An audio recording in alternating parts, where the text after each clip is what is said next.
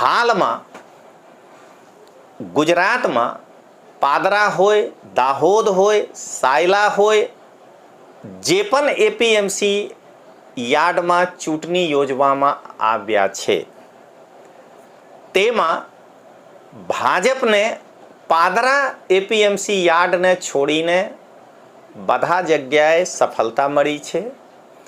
એટલે એ કહી શકાય કે ખેડૂતમાં ભાજપ પ્રત્યે નારાજગી છે.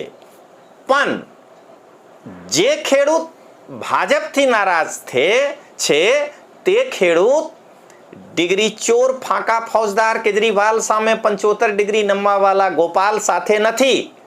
તે ખેડૂત કોંગ્રેસને પસંદ કર્યા છે.